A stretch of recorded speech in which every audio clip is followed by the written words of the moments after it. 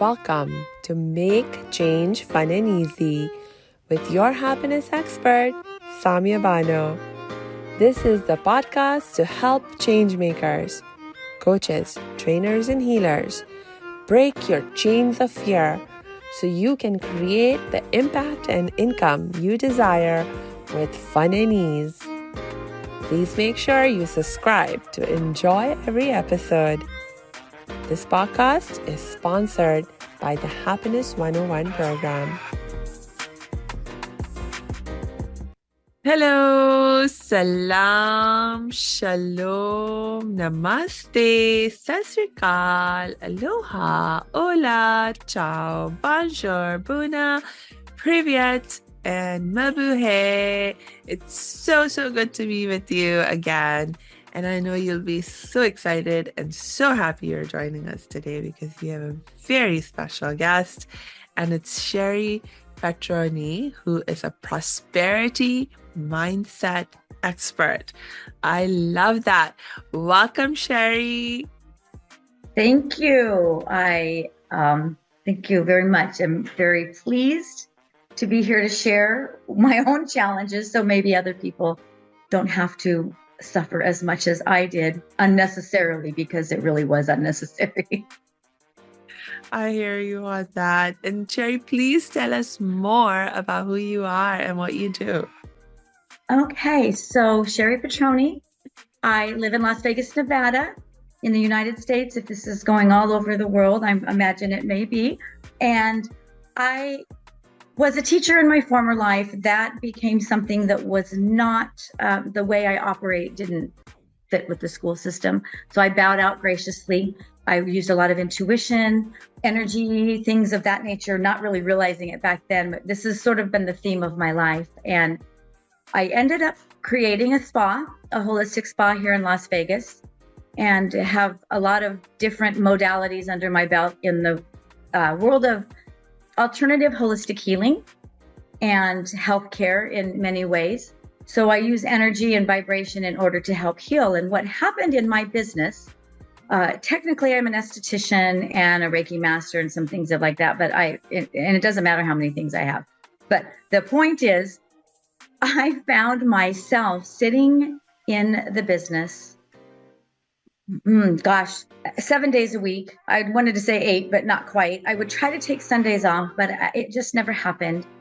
And the reason I really focus on time and freedom mastery and healing and those things is because I literally was killing myself in my business. No integration of home life. My kids, my husband, my relationships were not where they needed to be. My self-care wasn't where it needed to be. And I was exhausted. I was miserable. I was mean. I sometimes took it out on my clients, and many of my clients have been with me for over 20 years. So they would tell me. So there was this interesting, just strangeness about it. Yeah. And I joke that in my world, God brings me what I need if I need it for myself. And so I had this series of time around 2014 where I had received out of nowhere, I didn't subscribe, but some information on wellness and mindset and eating better and taking care of myself better, and then money, time, freedom, and then also keeping off the weight, we'll just say, and with mindset. And so anyway, point being is I have a myriad of other things that I started using, and I was using them, of course, and I was learning to be a coach. But here's the funny thing. I started healing. And one day I was sitting there literally just in that darn desk at the front desk in the spa. And I just was like, oh, wait a minute. I don't think I'm thinking the same way. And what am I doing? What am I doing here? And so what happened is, fast forward to today, because as I said, like, it's been about 10 years that started. And I'm not saying I'm completely 100%, because we're humans. And so we're going to do things that are silly sometimes. But those basic shifts of my mindset and what I was doing and how I was operating had to change. And accidentally, that's what I did. I say accidentally because it was for my clients. but I ended up doing my own healing in the process. Yes. And I'm definitely the person that I wasn't was then. And it was because of that I was able to stay in business and become a different person and a better person. And my husband and I are still married, 41 years just about. And my kids are grown and I have grandkids. So it's a different life today than it was back then. Little bit of a long introduction of myself, but it's sort of, the story needs to have that ending to see that it's not an end.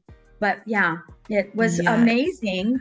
And I couldn't have planned it that way. If I tried to go and do it, probably wouldn't have happened. Yes. But my faith kept me there. Yes. Oh, that's amazing. No, thank you so much for sharing that part of your story, because, this is a struggle that so many of us go through. In some ways, we become victims of our own success when we start our own businesses, our own practices. You actually end up, with this, I will say, a good problem of having so much work to do, which in some ways for sure is a blessing, but at the same time, it can really create huge imbalances in your life. And for some people, they didn't even anticipate or realize or recognize what these impacts might be on their lives, and they're not prepared to deal with it. And it can be really devastating when, on the one hand, here you have your business that you set up because, you were passionate about it, wanting to help people, etc. But on the other hand, it's consuming your life so much that now your own relationships are suffering, your own wellness is suffering. And how ironic is that you had a wellness spa and your own wellness got compromised, Yeah, it is ironic, isn't it? Yeah. But you found a way out. That's extra amazing. And thank you so much for sharing that, because, for me, I'd much rather learn from someone who has been there and done that in terms of what I'm trying to learn, rather than someone who just knows the theory of it. So you know, just no theory, you have actually practiced what you learned and implemented it in your life, and here we are. So hey, thanks for tuning into this episode. Hope you're getting value out of it. For your information, this episode has been sponsored by the Happiness 101 program. Are you a change maker, coach, trainer, or healer? Are chains of fear holding you back from making the impact and income you desire? Using a unique combination of positive psychology and the spiritual wisdom of our most effective change makers, the Happiness 101 program helps you break through your limiting beliefs and manifest the abundance and success you desire with fun and ease. Interested? Book a free Happiness 101 exploration call with me, your happiness expert, Samia Bano. Just use my online calendar link in the show notes. Now back to the show. Yeah, and I still am, because it doesn't go, some of these things don't go away. There was an incident the other day, and it was an event that we had to hold as a family, a couple of deaths. And I will say that the toxicity and the patterns from the people in my family that have not chosen to do the work was there. And it didn't take me out, but I had to really step back and go, okay, realign, take care of my priorities, and do all of those things, but shortly and quickly, because I know what to do now. The awareness is the first thing. Yes. And now I've come to see that even when we do find ourselves sort of I'll use the word triggered, because that's how I've been sort of experiencing um, these moments where, because I've also worked really hard on my own growth and development and healing, and most of the time I'm very calm and happy and peaceful, but every so often there will be someone that will come into my life, and turns out they're holding more negative energy than I'm holding positive energy. Usually my positive energy easily outweighs other people's not so positive energy, and I do just fine. But every so often someone will come and I'm like, whoa, your energy, negative energy is so strong that and so for me, I have now come to see it as a fun challenge where I'm like, okay, time for me to step up my game. And I have recognized, and it's not, and sometimes it's related to like specific issues. So my own awareness gets raised about, see here, with regards to this issue, I still get more triggered, or here is a threshold that I need to work on in terms of stepping up my own practice and my up leveling my own ability to stay positive and peaceful, etc. So, we do the best we can. Yes, and with what we know, right? And Yes. and sometimes we don't know, so we don't even know that we Yeah. are doing these things, or that there is a way out Yes. to really get in alignment with what we want, and then deciding to do things differently and finding what those things are, because sometimes we don't even know where to begin, and you just think that's the way it is. When I was staying at work 60 hours a week, I would do things. I do my coaching mostly online, and so it's a whole different world today. But when I do an eyebrow wax, somebody wants me at 8:00 at night, I don't have any clients since 5. I'll sit there for a $15 eye wax. Eyebrow wax, not the eye. That would really hurt. Eyebrow wax.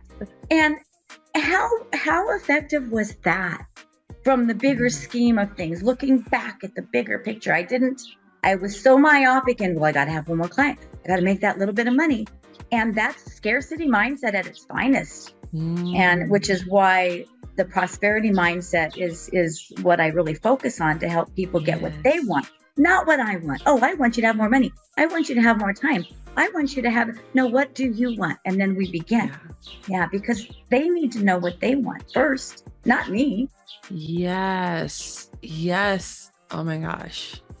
Yes, because, I really wanted to talk to you about creating more time and money freedom in our lives. And you just raised such an excellent point that if you want more of anything, first, you have to have clarity about what you really want. Or clarity about what you don't want. This is the funny piece. It's quite often people go, well, I don't want this. I don't want this. That's how I start a lot of the sessions. And that's why I do a discovery session. I don't even let anybody work with me until we talk first, so we can see, can I help you? And if not, I figure out, well, that you maybe need this over here instead. And because I have a lot of other connections. But yeah, sometimes I just don't want to have another car breakdown, which is an interesting thing. And it is actually about a money story, but they don't know that. I keep having this happen. I keep having, okay, well, what is it that you do? My dad used to never fix the cars. He would let them run until literally we would be at a stoplight and the engine would blow up. I remember that when I was probably about 15, and I thought, what is the deal? And so, which were some of my catalysts for later on going, I need to take a look at these things, right? And that's sort of a funny story, but it's the truth. I can actually, when I drive through this same place, it's in Vegas, near my house, I think about that every time. And gratefully I am that we did not get hit, because we were just sitting in the middle of the road, and people don't know sometimes. So anyway, but yeah, those kinds of things can take us into a whole other mindset under the surface. So we aren't aware. So looking underneath, looking at the things below the surface, somatic work. So feeling in the body, which sounds kind of funny to some people. Oh, I'm going to feel.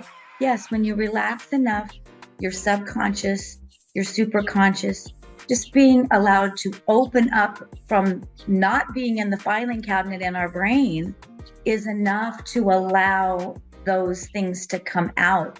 And then bit by bit, we work through it and get to the next step. And sometimes it just pours out, and sometimes we have to spend some time there. It's always profound. I'm always like a little kid at the end, like, wow, I know this works, and it did again. Like, and I know it works, but I'm just so excited when I see the results. Yes. Yeah, because there is like such a simplicity to the process that it's sometimes like, to the mind, it's very mind-boggling. How could it be so simple? Like, this is a problem that has bothered me for some time, and maybe like for decades, that you might have this particular issue bothering you and impacting you so much in your life, and then to find that, wow, the solution and the path towards the solution, so simple. Yeah, and it really is. And really the hardest part is making the decision to take a look and allow yourself to go into that space and start exploring, because then we get to heal. Then we move into, we have the awareness, and then we start healing. And it's, of course it overlaps and so forth a little bit, because then you have something else come up and what have you. But then after you start working through some of those things, you get into that belief, oh, I can do this. I'm getting more clarity. I could actually take a day off or 2 days off or go on a trip. How many people don't go on trips? And when they do, it's 2 days or something. You don't even get to relax yet, let alone. And then the possibilities start building a new future. And then you go into the empowerment, because after that, other things start to come up. You're healing at the same time as moving forward. And you're building confidence. You're building the empowerment. You're building that clarity, and you're building things new. And then that fourth step really is, in a sense, it's action and up-leveling, and action and up-leveling. And this is when sometimes your motivation goes, you start procrastinating. You try to maybe be, I'm going to reward myself, and I'm not going to work today, when you really have a deadline or something. And so then those little pieces that have come that along the way, we start looking at those. Okay, well, what's this? What's this? But when you start getting that money freedom, that time freedom, because most people, this is the motivator, right? Money. My relationship is horrible and I don't know what to do. So I go in and I close the door and I don't talk to that other person. Funny though, when you start making money, those relationship issues, because relationship with money is an issue, relationship with your spouse or your mother or your children or whoever, are very similar, because the pattern is the same. So what's beautiful is when you go in and start working on one thing, other things start to fall off. And the mind doesn't know the difference. It has no idea. So if I say to myself every morning, well, I'm just not worthy. I'm not worthy.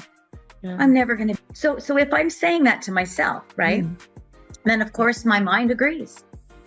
So a simple process can we go through an hour to 2 hours. We go through and we take a look at what's going on, why it's happening, not the whole details and, you got to spill your guts. And there will be the important parts will come out, and then we shift. We go into something new and different.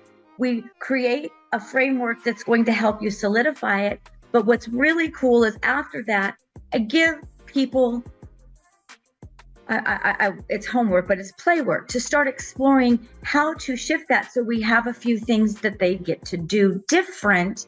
And so I'm not a therapist or anything, but they know already what they need to do, or else they wouldn't be here, right? They wouldn't come in and go, well, I'm doing this over and over, and I keep sabotaging myself, and they may say that or they may not, but the fact is they're causing another issue, maybe not directly, but indirectly. Things fall into place where, darn it, all those people didn't show up again. Like we'll say if they were appointments, well, it's because you go, that's okay, and I won't charge you that fee for not being here and whatever, we'll just go ahead and put you back in. So they don't respect you because I don't respect you, and I don't respect me, and I don't respect anybody, because, and I think that if I give you more, you're going to like me more, which is, so it just snowballs into a whole other thing where we get to go like, okay, I am worthy. I'm going to do a couple of things, not 20, not a list of, that's one of the things we do as humans. We then go, I'm going to do all this. And in 3 days, we're exhausted and angry, and then we do none of it. We go right back. So the mentorship piece is really, really great too. And then sometimes they need some healing. And so we'll weave that in as you need to do an integration, full spectrum healing. I do so many different modalities and coaching along the way. It makes it so gentle. And then before you know it, they're going, wow, that wasn't so bad.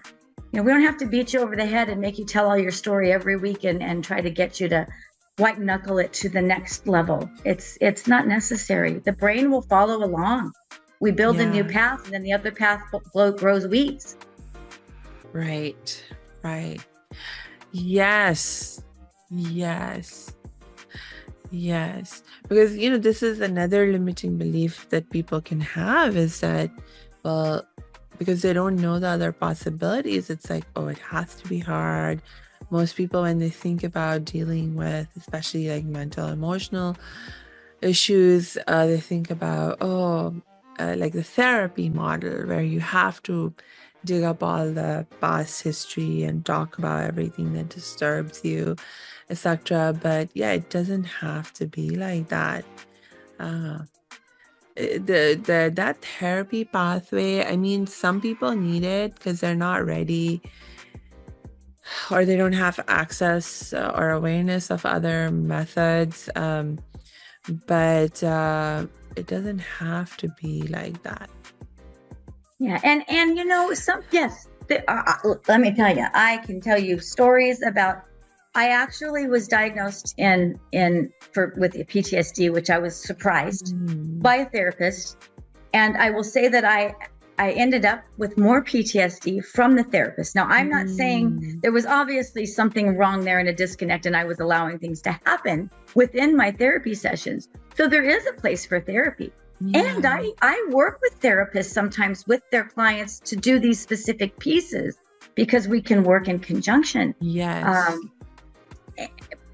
And sometimes if they've talked it out to the point, but they can't get to that next level, and people will quit their therapy, it could be just at that point they're ready to take that plunge and shift some of those things into more empowering, more uplifting, more positive energy to do what is necessary. And what's beautiful, when we do something to change in our life and in our home or in our workplace, it's amazing. I used to have people in the spa get mad at me for, I don't even know what. I'm bending over backwards and I've had my keys thrown at me. These are people that that I was paying them $1,000 a week to work like 20 hours, right? Which is an amazing good thing in the spa industry. But I pay people well because they're important. Point being, I didn't respect myself to the point that they didn't respect themselves enough to be there. And there was a disconnect. And so what happens is when you change who you are, everybody else changes around you, because now I'm not going to say sometimes they're happy about it, but they do come along and then they're happy later that this all happened, because change is hard for everyone. And sometimes I bring other people in.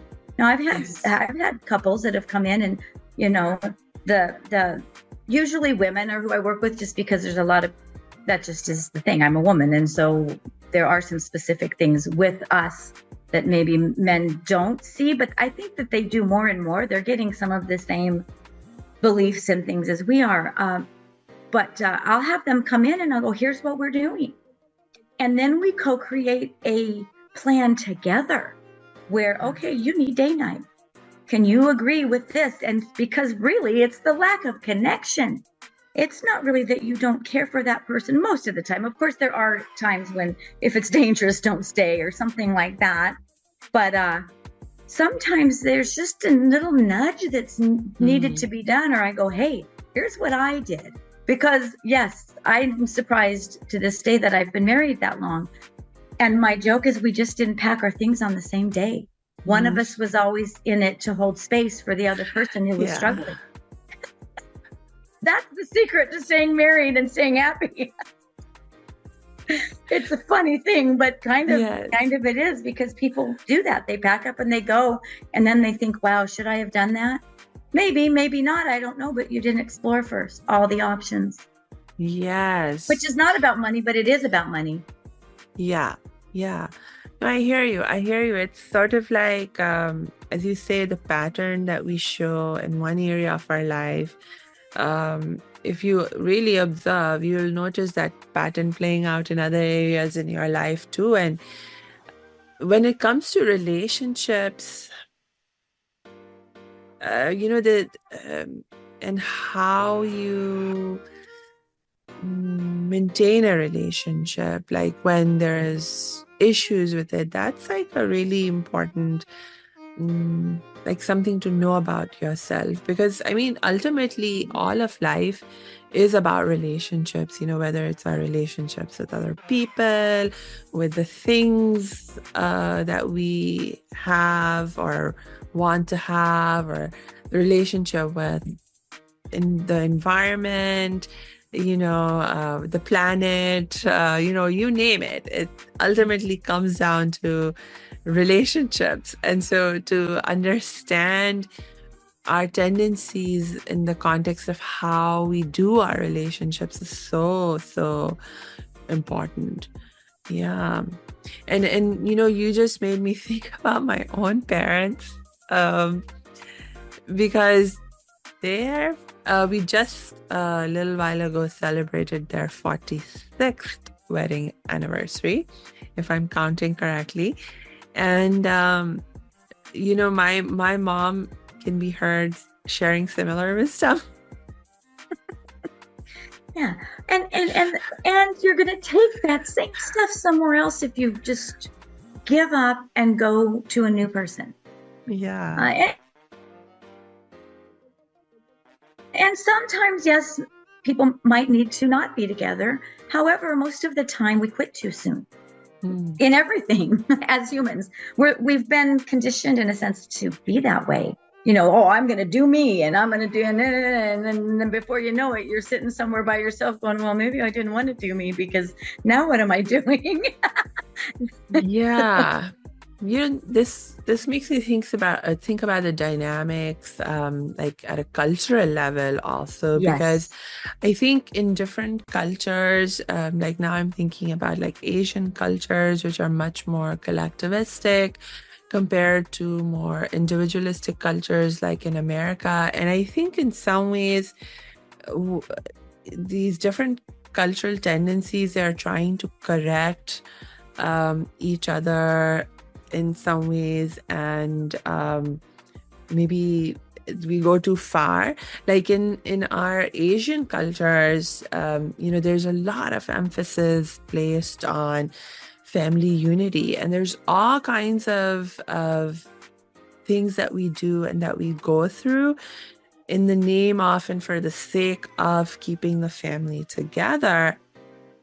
But I do see there are times when I think we go way too far. Like one of my pet peeves, well, that's the wrong word. One of the things that I really, where I feel we go too far, is when there is abuse happening in the relationships. Yes. It's time you need to get out as quick as possible. Absolutely. Because a lot of times you don't have the capacity. Yeah, exactly. Yeah, it's set up where they don't have the money, or they don't, and they don't, sometimes not a car, depending where they're living. I mean, even here in the United States, I'm blown away by the people that come in, and I'm like, ooh, in the spa setting. So they're coming to get a massage, and the husband sits out there the entire time, and they don't ever come back, because they probably don't. And if it were up to me, I would have a conversation with the gentleman, and and I can just tell some things, and it may not that they're being beat, but they may be verbally abused, or clearly when somebody comes in. And you can tell a difference. The guy comes in, he goes, yeah, we're going to go and have lunch later. And he goes and he sits in the relaxation room and he's playing on his phone a video game, or goes to sleep or something. But the one who's diligently sitting there, and they don't have a way out, and they do. It might take longer, and there may be some interesting ways that we have to, like, say they come to work with me, and I never tell them to leave. Well, I might allude to it or give suggestions in this case, because you don't want them to stay in a place where they could get hurt. And then the other extreme is as well. I have a client who has become my friend, and she's in her 30s, and here I am. I could be her. Well, she's the same age as my kids, and it's a funny and cool friendship. And she talks to me about her family. She's investing in homes and this and that, and she's still single, and she wants a kid someday, and she talks about maybe in vitro or whatever, and she's not there yet, and she's helping other women build financial wealth because she started bringing in she actually works here in the casinos, but she's started getting certifications to help people with financial literacy and things. And she says, my family's going, we're really worried about you. You're getting in over your head. Don't you think you should be looking for a spouse? Don't you think you need? And the fact is that she has her own plan, and she's trying to break out of that stereotype of what she should be doing. Yeah. And she does she fosters dogs, and she's making a difference on the planet. Yeah. And she's having fun, and she has a purpose and her passion, and she enjoys her life. Sometimes I'd like to be inserted into her life more often. And but I love it. I'm not jealous or anything. I'm just like, wow, she's figured it out so soon. And she gets pushback regularly. Oh, don't you think you're too much? Why, yes, I am. Thank you. And that was one of the things we worked on. And now she says, yep, I'm too much. Live with it. And she's embraced it, because too much just means you're vibrant and having the life that you want to have. It doesn't mean that there's something wrong. And so, so it is. And it's everywhere, because we have these ideas, which is where all those beliefs come from. Yeah. All of the things that don't work come from something like that, where we misunderstood, or we're really told, and we misunderstood that we could change it when we get to the point. We don't have a frontal lobe that is built till 25 years old. So here we are 3, 4, 5 years old, and we hear something. Maybe somebody's talking about, we can't find that bill because they said it somewhere, and they're looking to pay their power bill, in the 70s, when we didn't have any of that, and you had to send it. And any of that as an internet. And I heard, wow, we don't pay our bills. There must be something wrong with us. Like just that, right? And then if there is any challenge later on, they'll go, oh, something's wrong with me. Like that piece that was seen from a child's perspective. Somehow, I don't know why we hold something like that in our brains, but we do, because that was real to us. And it's a trigger. It is true that it's a trigger, but it's a reaction. It's a reactionary. So there's small traumas and big traumas. When you said trauma, I was kind of happy, because that's how because it affected us in a way that keeps us from growing in a positive way. Yeah. That's what trauma is. And sometimes they're really horrific traumas. Yeah. Yes, I think we underestimate the impact of little traumas on our life. Yes, because they cluster like this. Yes. And to get to the one in the center, you can get the ones from around the center of the cluster of beliefs, and they will help. And sometimes we have to go in that way. So maybe I am all alone, but it could be I don't have any help. no one will support me. But you get to where I'm all alone in the center, someone may not think that. They go, oh no, I have people all around me and I have friends and I have this. But what happens when you need help? Well, I'm so codependent that no one helps me and they walk away, because really the dynamics is I'm here to help you. And you don't feel like you need to help me because I already got it figured out. It's not that they're saying, because my mom has always said that, like, you were always able to just do things. And I was. And it would have been nice if I had felt more loved. Now, it could be that I just did that. It doesn't mean they tried to not love me or that they didn't love me. It was how I perceived it when I was small. That's all. Right. Yes.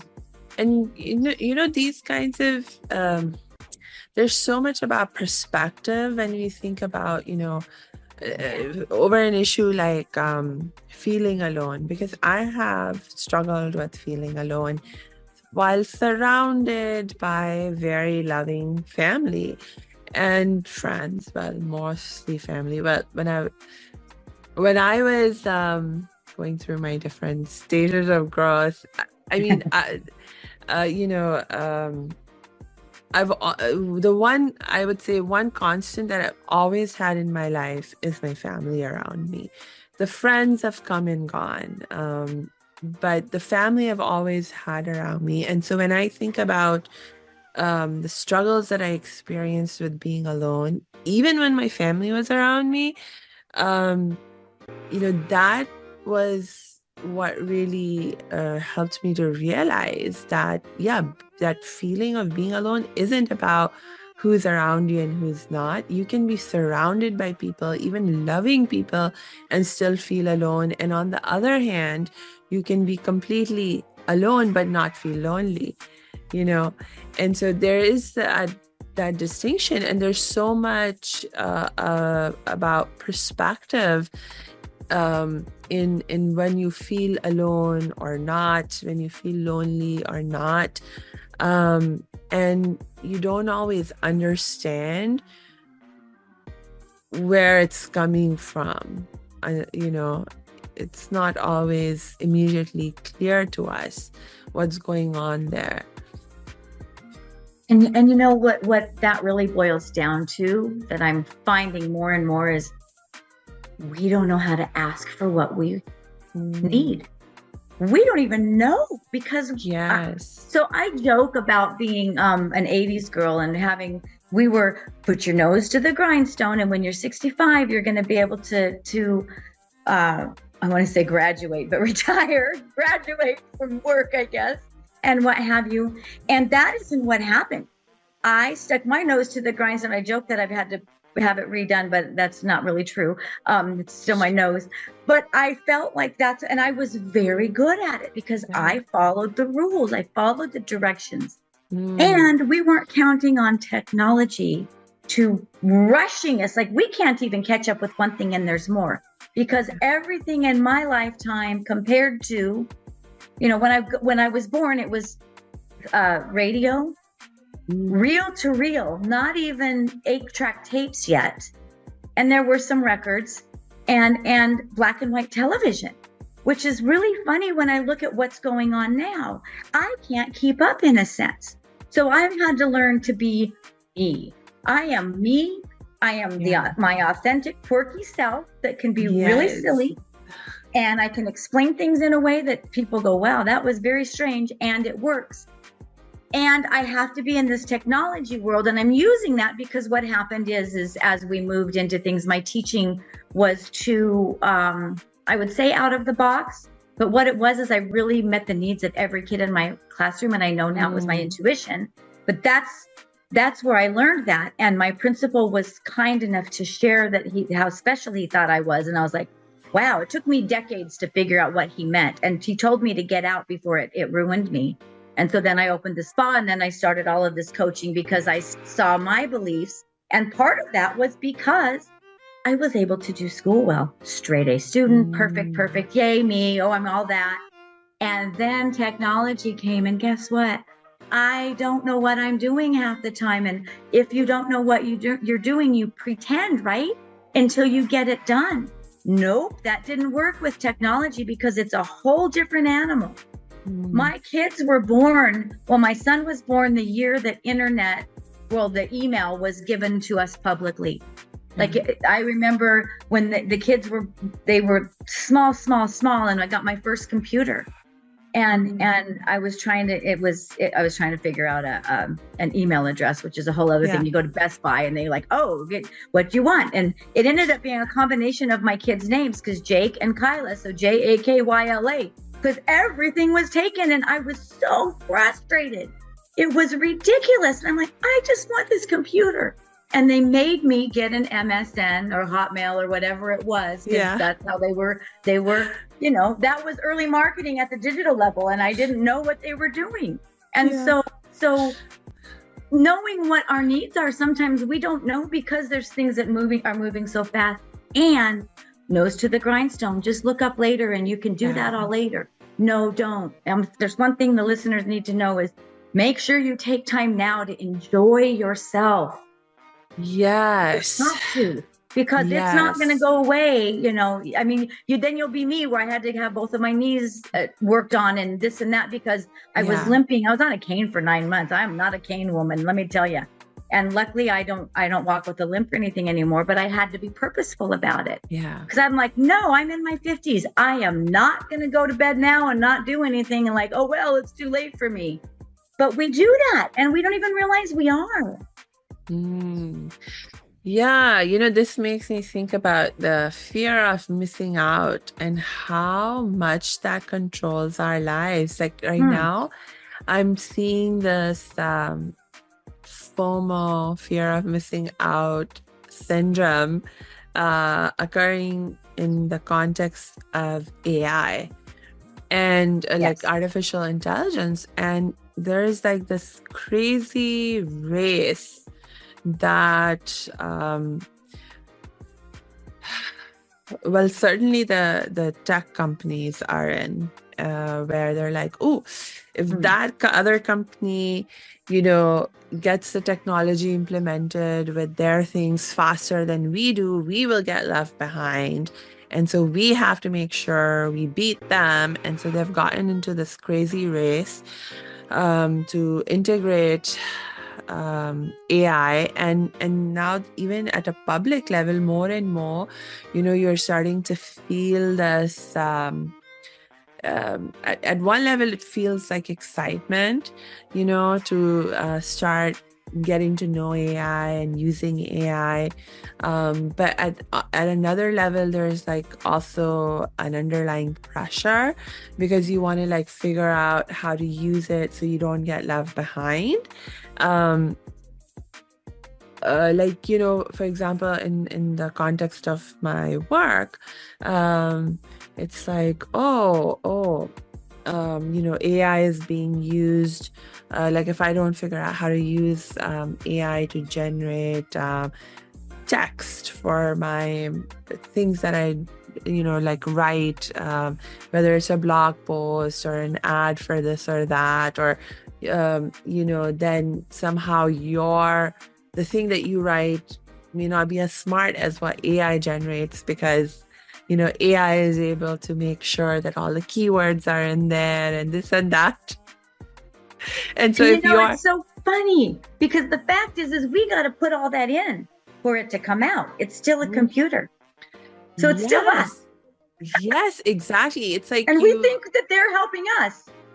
Yes, I mean, exactly. I actually went through a training about how to use AI to generate these different kinds of text and so forth. And exactly what you said, that you had to be actually smart about how you were using it, what you were inputting, because trash in, trash out, as the saying goes. And so it wasn't actually just that simple. I mean, in some ways it was, yes, very cool to see the results, but you had to be smart about it. There was definitely a bit of a learning curve, and I haven't even tried to learn other aspects of using AI, like generating images and stuff, because they're like, oh, like if you don't learn all of this, how to use AI, your expenses are going to remain high compared to someone else who starts to use AI, and then they don't have to pay a graphic artist that money to do custom graphics for them because AI is just doing it more cheaply and more quickly, etc., etc. So there's like just all of this, sense of pressure that you have to begin to learn and integrate and use AI. But at the same time, no one's thinking about the dangers possibly that are very much present in the context of AI and how AI is being utilized. There's actually some podcasts I was listening to where they were talking about trying to alert the public about how dangerous AI can actually be and is. Not just be, but is. It's already created all kinds of issues, like for example because kids, especially the younger kids, they're technology natives, like your children that you were saying, they were still young when the email came out, when the computer came out, so they grew up with this technology, learning it, how to maneuver it, so they adapt to it so much more quickly. And it's the same thing with our young kids now. They're introduced to AI when they're young. They're adapting to it so quickly, and they're getting exposed to the risks. Getting. They were like talking about how these AI chat boxes, for example, and in the context of kids' safety, the kids start chatting with the AI boxes about all kinds of things, and they think, oh, I have made a new friend. And how amazing is this friend that responds to everything that I say? But the kids can, get into really, like they're kids with depression that are trying to chat with AI, and the AI is giving them terrible advice on how to deal with their depression, or things like that. And so there's all kinds of risks that people are not even aware of, and we're not thinking about managing those risks or anything, and just going into this blind race to do AI, just because we have, this fear of missing out. And it's such and this fear shows up in so many different aspects of our life, as you were mentioning. And then it sort of begins to limit our sense of options. It begins to limit our sense of possibilities. It becomes like a seriously limiting belief. Well, it's funny, as you were talking about that, I'm thinking, well, what a metaphor or analogy of what happens with our mind. So it could be, and I was thinking institutions. So sometimes institutions, and I could say it could be religion or government, or, you grew up in an abusive household, or institutions just as some sort of structured environment where you were getting information, like from the chat, that is incorrect. Like when you were speaking about depressed children or a young adult or whatever, and I could see a chat. Well, the only thing that you could do besides what we've already discussed is maybe die. Or because it's literal, and it's not thinking from that other space. And so, yes, there's that whole ethical piece. And when you go in and you actually use it to when we write our stuff, in a sense, we're rewriting the story. So we get that general information, and then we go, well, no, I don't want you to talk about how every woman is so compromised in the United States. Like some of it, I sometimes, and I'm like, are you going to give me this again? Please do not give me that none of us make enough money, that none of us this, we still are below, we still, like, it's giving me limiting beliefs that some of us were able to break that inner glass ceiling and move from that, and we're moving to the next thing. Now what we're doing is this. And so it's not that there isn't that there, but it's going to give you some of the things that it's been programmed into. And then Yeah. we get to go in and write it's funny because I can tell when an email has been written, like, boy, I hope your journey has been good so far today, like, or whatever. And we're going to embark on this. The word embark, ChatGPT in particular, loves that word. And so I'm like, oh, you should have reframed that a little bit. And so it's the same thing with the beliefs, because that was really good. And I'm like, never thought of it that way before, but we have that structure and we get all of these beliefs. Schools, they tell you, and some things we agreed with, and some things we didn't know we were getting, and some things were somewhere in between, because there are agendas everywhere we go, whether we like it or not. And when we're younger, and from all sides, and none of them are always 100% accurate or whatever, so I'm not going to go there, but there's just a lot of stuff we get. So when we go inside and go, okay, I don't want to experience this anymore. Okay, well, this is what was going on for me, and just a couple of minutes of here's kind of what's going on, and then you find what's really going on underneath. I use underneath because it's always, we got to dig a little bit, but it doesn't have to take long, 5-10 minutes, and then we're going through to the other. And that's what you have to do with ChatGPT if you want a really good, like, solid. Sometimes I'll go, give me a video script, like that's 1 minute or less, because I have a hard time being quiet. Yeah. And being that short, right? And then it'll give me something, and I go, well, could you use these things? Describe this. And then of course I ad lib anyway, because I can't help myself, because I'm confident enough that I can do that. But I have to make sure those pieces are in there so I don't forget them and kind of look at it. But if I just followed what it said, I mean, sometimes I'm like, I don't even know what that is. That's not that's nothing like. And so, but some of us out there on automatic pilot, because we're exhausted, we're not sleeping well, we're not eating well, we're doing our best to get by through the day, and just striving to get through the day. And going home and going, oh, I made it. And not even noticing what's going on. And so the marketing that takes place. So funny thing of the whole thing with the computers, the early digital marketing, but then, yes, the whole thing with ChatGPT is the same thing. And if you're not using it ethically, that you're getting a general idea, and then you're putting in your own belief system that's going to empower you to move forward, which is just like the beliefs or how you relate to other people, because that's all beliefs as well. It's relationships, but it's, I believe I have to rewrite my boundaries and say yes to everything, because if I say no to something, they'll hate me or whatever, or they're just going to walk away. And if they do, yay! I know that people don't feel like that. I don't either. But if they walk away, those have always been blessings. Yeah. When somebody threw their key at me because they're mad because they want to take 3 months off and not give their clients to anyone else, and when they come back, they expect them all to come back, that was a blessing, because they were not going to be someone that we could work together, Yes. So, but I love that, because there is this whole real time, and it's the fear of missing out that gets us to do things that we would not normally compromise within ourselves.